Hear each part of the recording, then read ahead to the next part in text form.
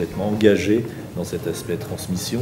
On s'est dit, mais pourquoi pas faire ce genre d'événement où des jeunes chefs, justement, viendraient dans une grande maison comme celle-là, en créant ces rencontres. La cuisine, il n'y a rien de glamour. Au quotidien, qu'est-ce que c'est? C'est 50 kg de Saint-Jacques qui arrivent tous les matins.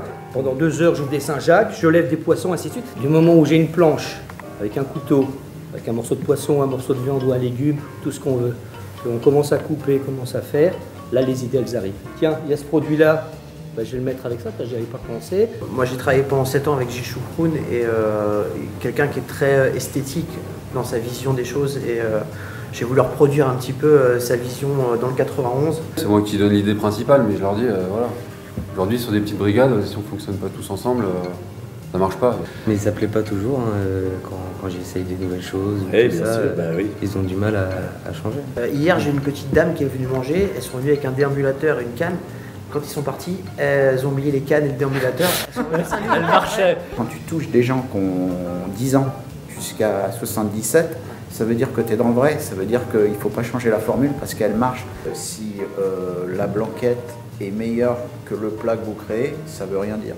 Ça veut dire qu'il vaut mieux faire la blanquette. Quand le produit est excellent, c'est bien de le travailler, sauf qu'il faut réussir à faire mieux. Ouais. Mais les tomates sont plus à la carte, pourquoi? On avait vu, on venait pour les tomates. Et je suis désolé, c'est le mois de novembre. Hein. La tomate, c'est fini. Le client, il choisissait son entrée, choisissait son plat, son dessert, et au milieu, je lui mettais 2 petites carottes confites. Mais le client, il ne te reparlait pas du plat qu'il avait, de l'entrée, du plat, du dessert. Il te disait, carottes, c'est extraordinaire, j'aurais dû prendre ça. Voyez vos clients pour avoir un retour.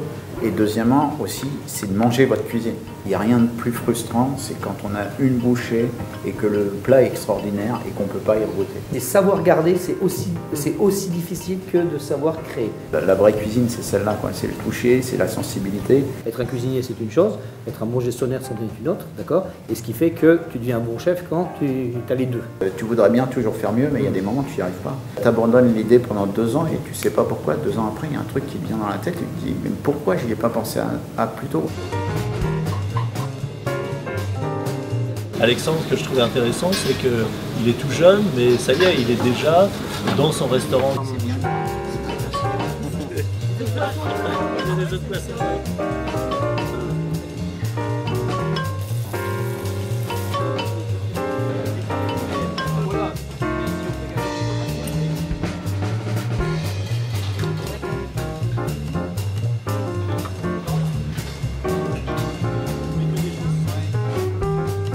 C'est une gelée avec de la gélatine ou c'est pris dans un...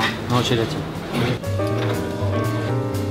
Non, c'est très bon, c'est frais, c'est visuel. Après il y a le curry qui va amener ce côté épicé pour pas être trop dans le sucré non plus quoi. Ça fait un côté très jardin, très printanier. Hormis qu'on a un produit extraordinaire qui est le bœuf avec une cuisson qui est parfaite, un assaisonnement parfait. Parce que